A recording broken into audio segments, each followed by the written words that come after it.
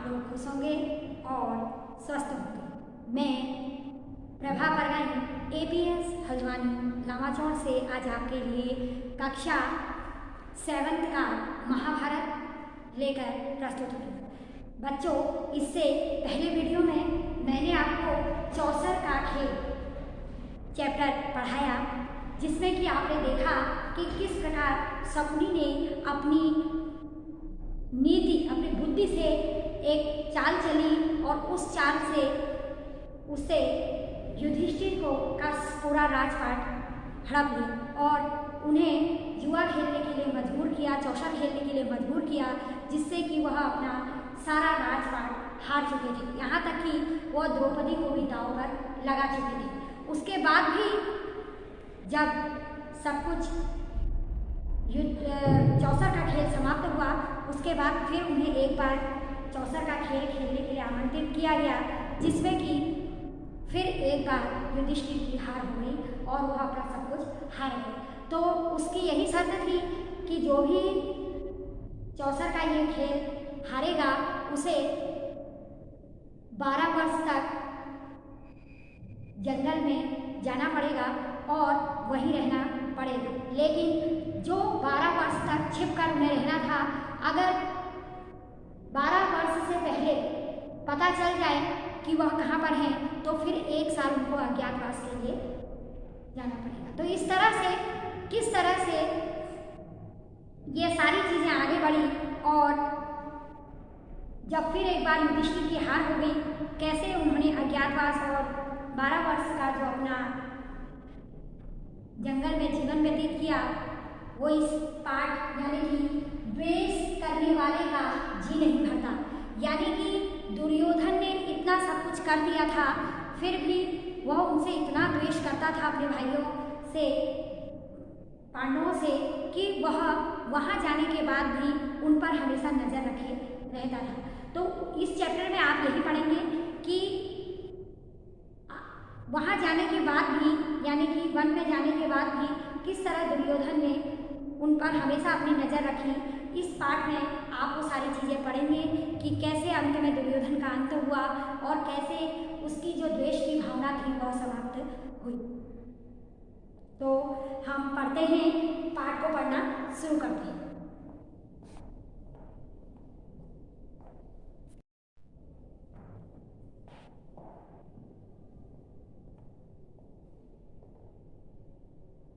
इसी द्वेष की भावना से उसने हमेशा वहाँ भी उन पर नज़र रखी।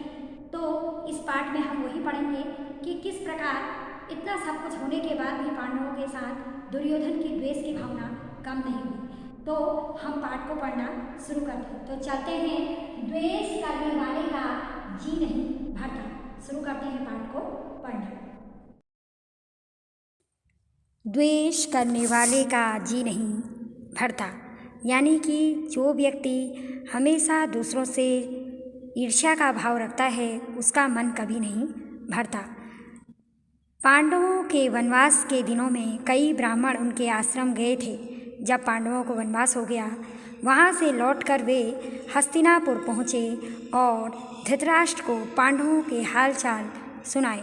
धृतराष्ट्र ने जब यह सुना कि पांडव वन में बड़ी तकलीफ़ें उठा रहे हैं, तो उनके मन में चिंता होने लगी। लेकिन दुर्योधन और शकुनी कुछ और ही सोचते थे। कर्ण और शकुनी दुर्योधन की चापलूसी किया करते थे, किंतु दुर्योधन को भला इतने से संतोष कहाँ होता। वह कर्ण से कहता, कर्ण, मैं तो चाहता हूँ कि पांडवों को मुसीबतों में पड़े हुए अपनी आँखों से देखूं। इसीलिए तुम और मामा शकुनी कुछ ऐसा उपाय करो कि वन में जाकर पांडवों को देखने की पिताजी से अनुमति मिल जाए। कर्ण बोला, द्वैतवन में कुछ बस्तियां हैं जो हमारे अधीन हैं। हर साल उन बस्तियों में जाकर चौपायों की गणना करना राजकुमारों का ही काम होता है। बहुत समय से यह प्रथा चली आ रही है, इसलिए इस बहाने से हम पिताजी की अनुमति आसानी से प्राप्त कर सकते हैं। कर्ण अपनी बात पूरी करता तरह से कह भी न पाया कि दुर्योधन और शकुनी मारे खुशी के उछल पड़े।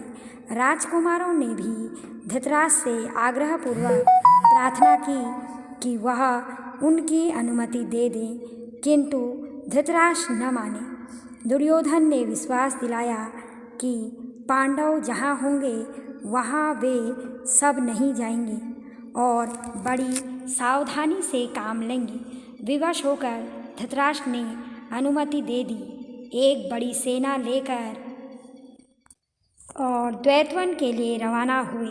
दुर्योधन और कर्ण फूले नहीं समाते थे। उन्होंने पहुँचने पर अपने डेरे ऐसे स्थान पर लगाए जहाँ से पांडवों का आश्रम 4 कोस की दूरी पर ही था। गंधर्वराज चित्रसेन भी अपने परिवार के साथ उसी जलाशय के तट पर डेरा डाले हुए थे। दुर्योधन के अनुचर जलाशय के पास गए और किनारे पर तंबू गाड़ने लगे। इस पर गंधर्वराज के नौकर बहुत बिगड़ गए और दुर्योधन के अनुचरों की उन्होंने खूब खबर ली। वे कुछ न कर सके और अपने प्राण लेकर भाग खड़े हुए। दुर्योधन को जब इस बात का पता चला तो उसके क्रोध की सीमा न रही। वह अपनी सेना लेकर तालाब की ओर बढ़ा। वहाँ पहुँचना था कि गंधर्वों और कौरवों की सेनाएं आपस में भिड़ गईं। घोर संग्राम छिड़ गया। यहाँ तक कि कर्ण जैसे महारथियों के भी रथ और अस्त्र शस्त्र चूर हो गए और वे उल्टे पांव भाग खड़े हुए। अकेला दुर्योधन लड़ाई के मैदान में अंत तक डटा रहा। गंधर्वराज चित्रसेन ने उसे पकड़ लिया, फिर रस्सी से बांधकर उसको अपने रथ पर बैठा लिया और शंख बजाकर विजय घोष किया। जब युधिष्ठिर ने सुना कि दुर्योधन व उनके साथी अपमानित हुए हैं तो उसने बहुत गंभीर स्वर में कहा, भाई भीमसेन, ये हमारे ही कुटुंबी हैं। तुम अभी जाओ और किसी तरह अपने बंधुओं को गंधर्वों के बंधन से छुड़ा लाओ। युधिष्ठिर के आग्रह पर भीम और अर्जुन ने कौरवों की बिखरी हुई सेना को इकट्ठा किया और वे गंधर्वों पर टूट पड़े। अंततः गंधर्वराज ने कौरवों को बंधन मुक्त कर दिया। इस प्रकार अपमानित कौरव हस्तिनापुर लौट गए। पांडवों के वनवास के समय दुर्योधन की तो इच्छा राजसूय यज्ञ करने की थी, किंतु पंडितों ने कहा कि धृतराष्ट्र और युधिष्ठिर के रहते उसे राजसूय यज्ञ करने का अधिकार नहीं है। तब ब्राह्मणों की सलाह मानकर दुर्योधन ने वैष्णव नामक यज्ञ करके ही संतोष कर लिया। इसी समय की बात है कि महर्षि दुर्वासा अपने 10,000 शिष्यों को लेकर दुर्योधन के राजभवन में पधारे।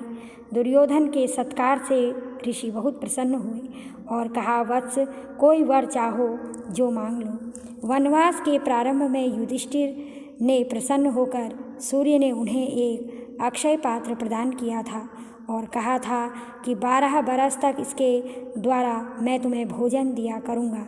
इसकी विशेषता यह है कि द्रौपदी हर रोज़ चाहे जितने लोगों को इस पात्र में भोजन खिला सकेगी, परंतु सबके भोजन कर लेने पर जब द्रौपदी स्वयं भी भोजन कर चुकेगी तब इस बर्तन की यह शक्ति अगले दिन तक के लिए लुप्त हो जाएगी।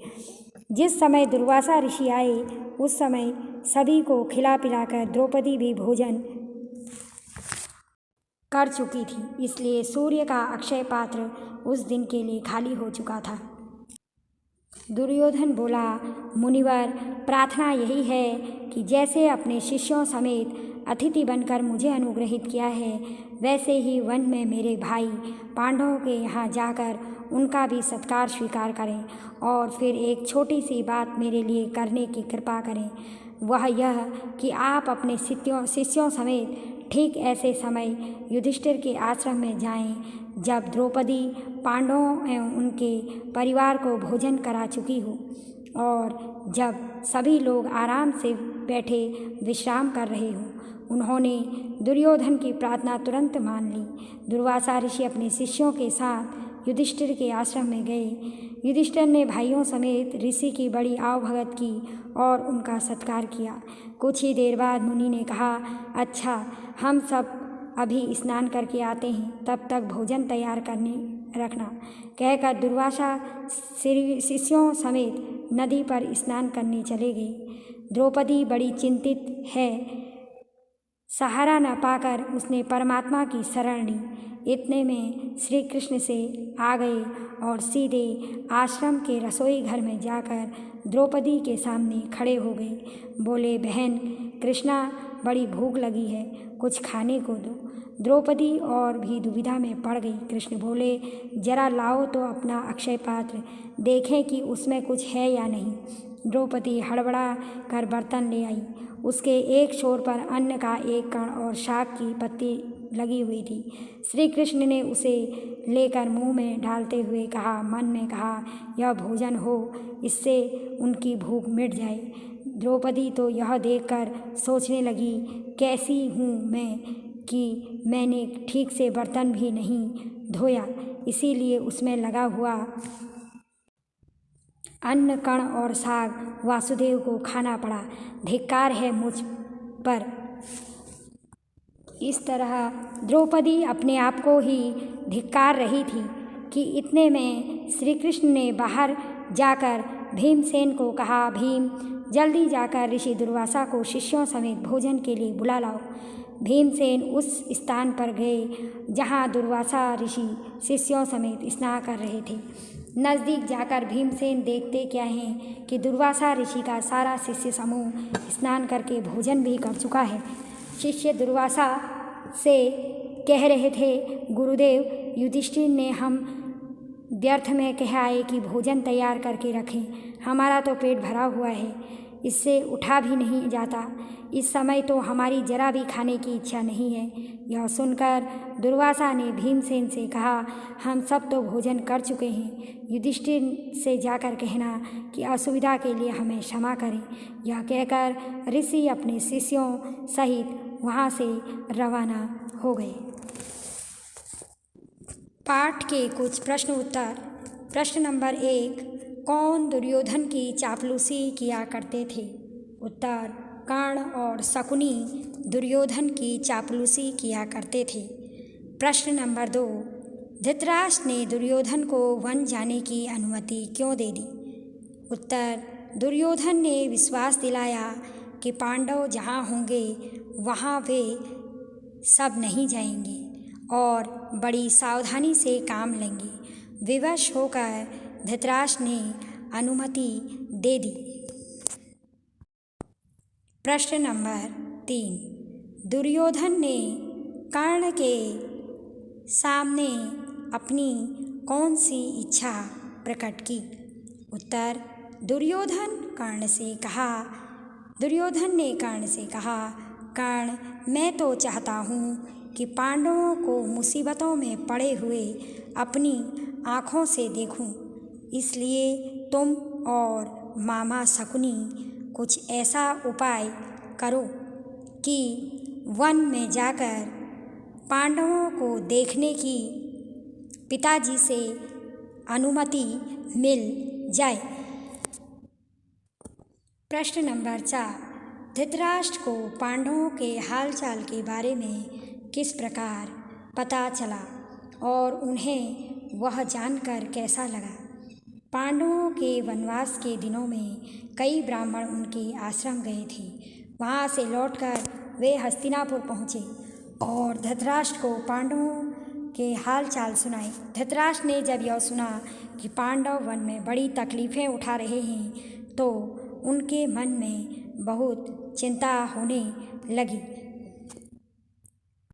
प्रश्न नंबर 6, गंधर्वों और कौरवों के बीच घोर संग्राम का क्या परिणाम निकला? उत्तर, अकेला दुर्योधन लड़ाई के मैदान में अंत तक डटा रहा। गंधर्वराज चित्रसेन ने उसे पकड़ लिया। जब युधिष्ठिर ने सुना कि दुर्योधन व उसके साथी अपमानित हुए हैं तो उसने भीमसेन को किसी भी तरह से अपने बंधुओं और गंधर्वों के बंधन से छुड़ा लाने को कहा। युधिष्ठिर के आग्रह पर भीम और अर्जुन ने कौरवों को गंधर्वराज बंधन मुक्त करा लिया। भाग 2।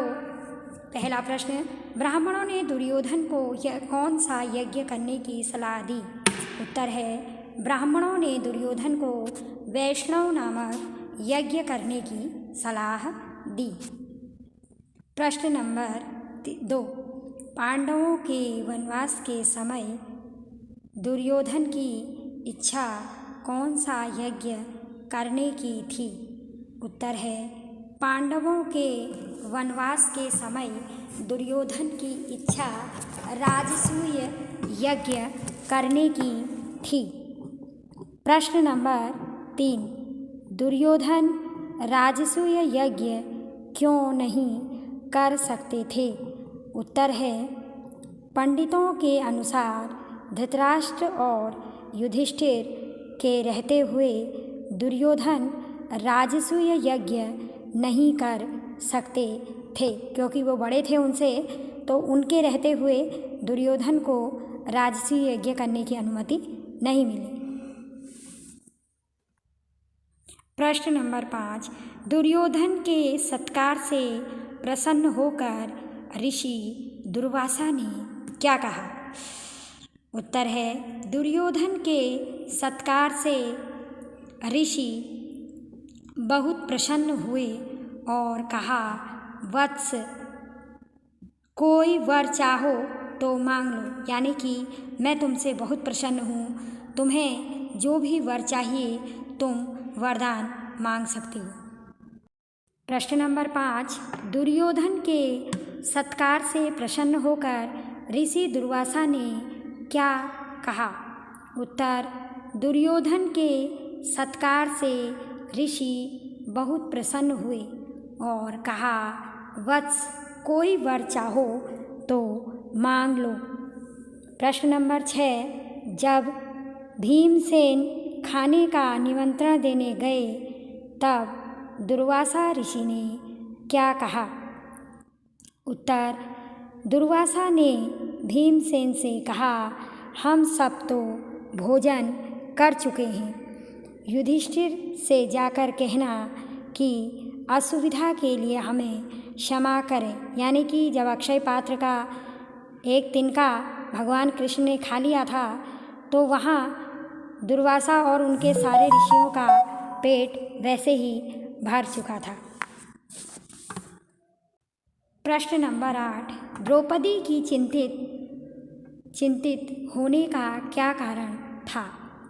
उत्तर है, जिस समय दुर्वासा ऋषि आए उस समय सभी को खिला पिलाकर द्रौपदी भी भोजन कर चुकी थी, क्योंकि अक्षय पात्र से जब द्रौपदी भोजन कर लेती थी तो दूसरे दिन तक उसमें कोई भोजन नहीं होता था और सूर्य का अक्षय पात्र उस दिन के लिए खाली हो चुका था। इसलिए द्रौपदी बड़ी चिंतित हो उठी कि कैसे वो दुर्वासा ऋषि और अन्य ऋषियों को भोजन कराएगी। इस बात की उसे बहुत चिंता होने लगी। किसने किससे कहा? तो बच्चों, ये जो आपको यहाँ पर वाक्य दिए जा रहे हैं, ये आपके पाठ में किसने किससे कहा, यानी कि ये वाक्य एक ने दूसरे से कहा तो किसने किससे कहा, ये आपने यहाँ पर लिखना है। तो पहला है, वत्स, कोई वर चाहो तो मांग लो। तो ये आपको महर्षि दुर्वासा ने दुर्योधन से कहा। जब उसके आदर सत्कार से वो बहुत ज़्यादा प्रसन्न हो गए तब उन्होंने महर्षि दुर्वासा ने कहा कि दुर्योधन से कहा कि वत्स, जो चाहे वर तुम मांग सकते हो, क्योंकि मैं तुम्हारे आदर सत्कार से बहुत अधिक प्रसन्न हूँ। अगला है, जरा जाओ तो अपना अक्षय पात्र देखें कि उसमें कुछ है भी या नहीं। यानी कि जब अक्षय पात्र में कुछ भी नहीं था, द्रौपदी उसको मल चुकी थी, तो तब उससे किसने कहा कि जरा जाओ और अपने अक्षय पात्र को देखो। श्री कृष्ण ने द्रौपदी से कहा कि तुम जाओ और अपने अक्षय पात्र को लेकर आओ।